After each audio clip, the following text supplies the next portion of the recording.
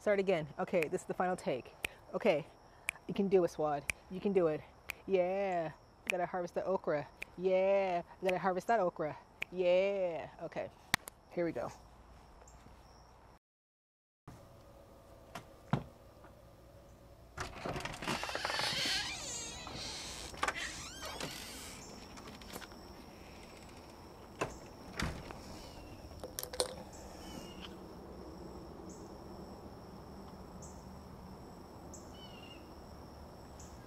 Huh, is that thunder? That does not seem right.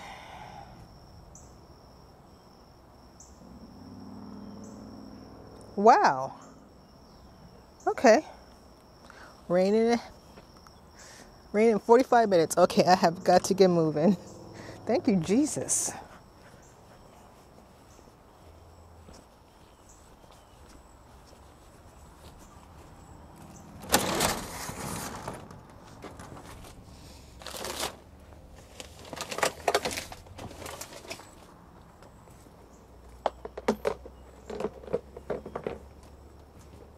Actually,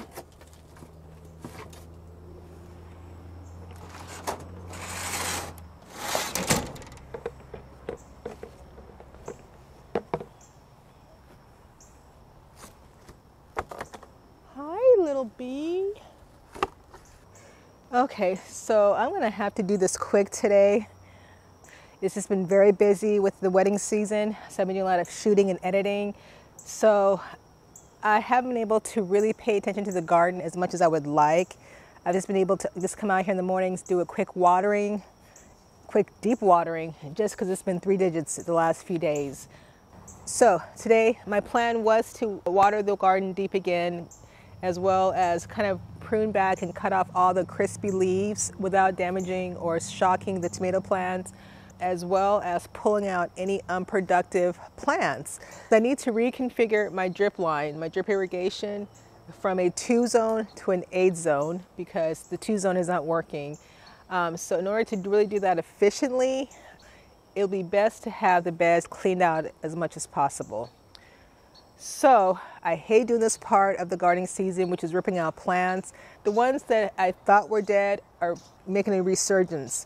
So I really hate to pull plants out because nature always wants to survive.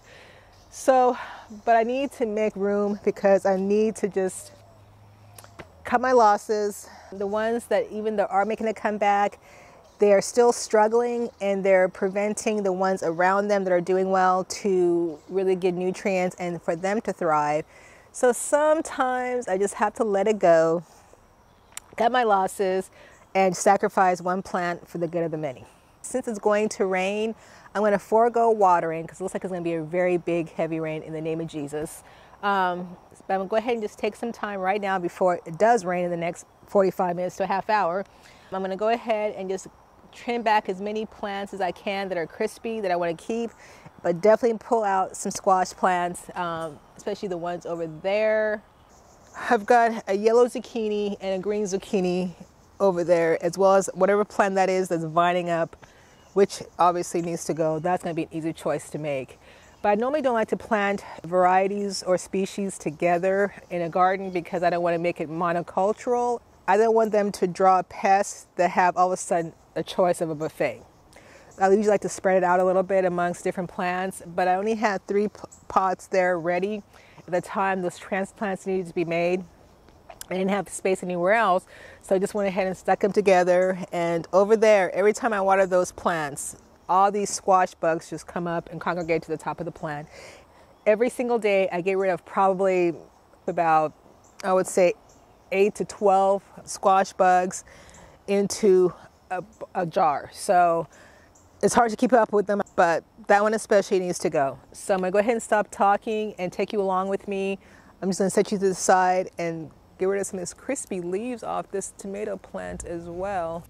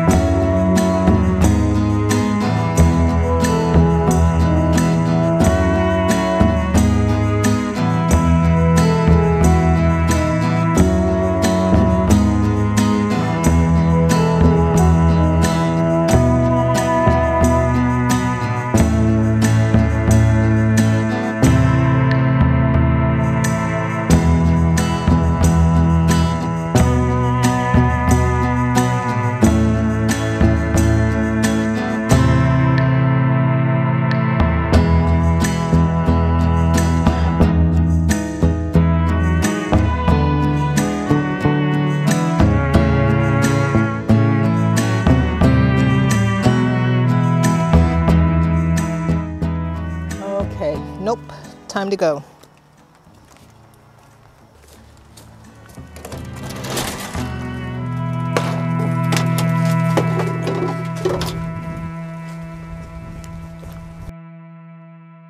Good morning, everyone. I'm here kind of early this morning. It's just past 6:30, and I just wanted to get out here a little earlier today because it's supposed to be 6 digits. 6 digits. I'm out here a little bit earlier today since the rain thwarted my attempt in trying to get the garden beds cleared. I need to get these cleared as soon as possible. One, because I need to get the beds amended and prepared for the fall garden, and also to clear the bed so I can easily restructure the drip irrigation lines. Now, even though the actual grades in the beds are actually already installed, and those aren't going to be changing, but I do have, actually, instead of just telling you, I'm going to show you what I'm talking about. Right here is the 2 3x8 beds that are joined together, and right along the edge of this bed on the outside here, I have drip line tubing that's going to this spigot, this shut-off valve here. And this shut-off valve is towards the end of the bed. And I noticed when I run this bed, even by itself, that this part of the bed here has more pressure than this end of the bed over here. So the pressure kind of dissipates as it goes along the bed this way. So I'm going to have to eventually reconfigure this so that the spigot here, the shut-off valve, is in the center of the bed, so it kind of gives an equal dispersion of water through the entire bed. And I do have a few beds like that where I have the shut-off valve at the ends of the bed, and I notice as it goes away, the pressure gets weaker. So I need to reconfigure those spigots and those valves. Oh gosh, these mosquitoes. I need to reconfigure those valves so they're in the center of the bed, so they kind of even water the bed a little bit better. So in addition to adding the additional zones, I'm going to have to restructure some of the beds so that the valve for each bed is more centered to the wider end of the bed so that it gives it more even water distribution. That being said, that will be the next video probably. Good morning, how are you? Yes, it's gonna be hot today.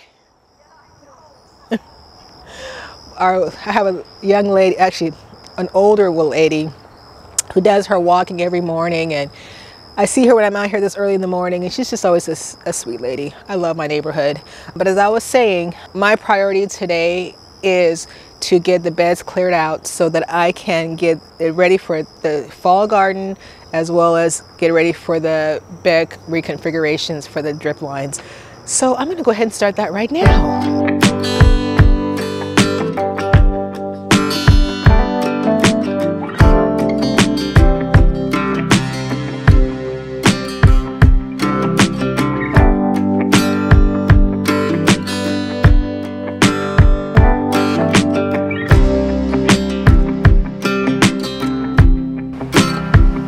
Oh my goodness, helichrysum is starting to bud and bloom. Look at it. Oh, my first helichrysum, the only one that survived the transplant. I'm gonna let this one go to seed so I can save the seeds, because obviously it has the will to live.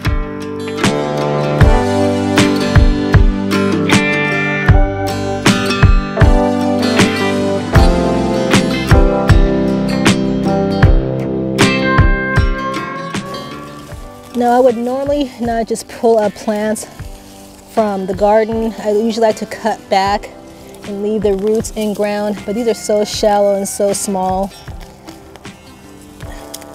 I just want to get them out of here.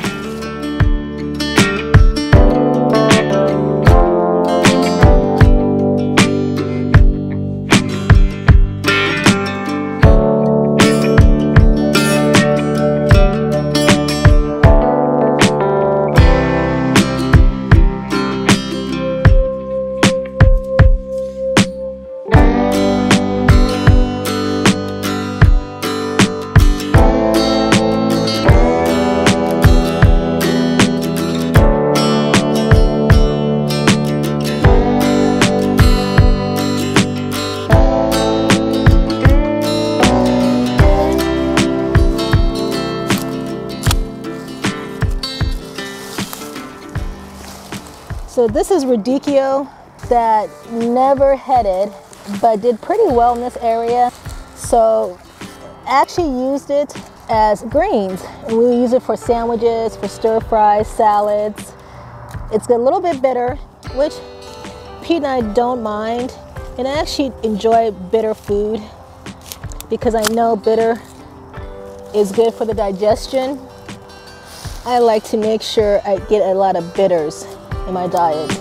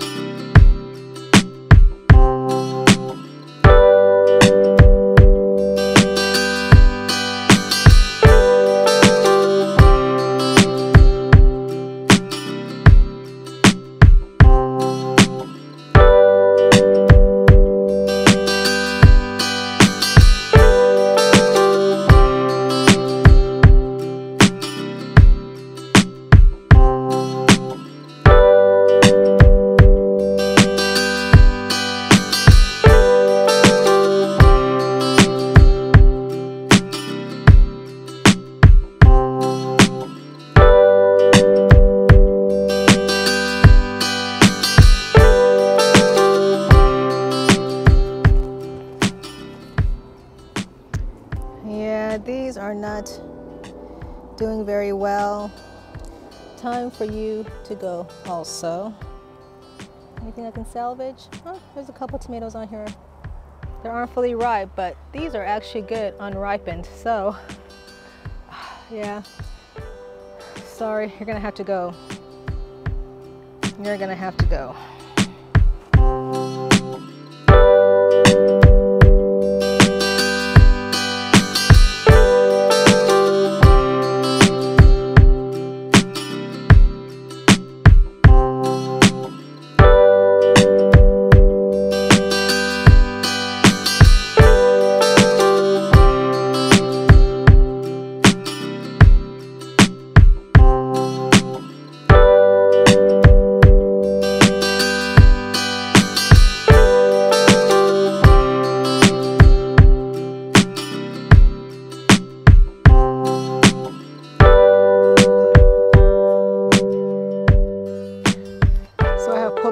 Plants that need to be pulled out, and I am going to now go ahead and get rid of the dead plants and the squash bugs I was able to capture into the bin so they don't spread.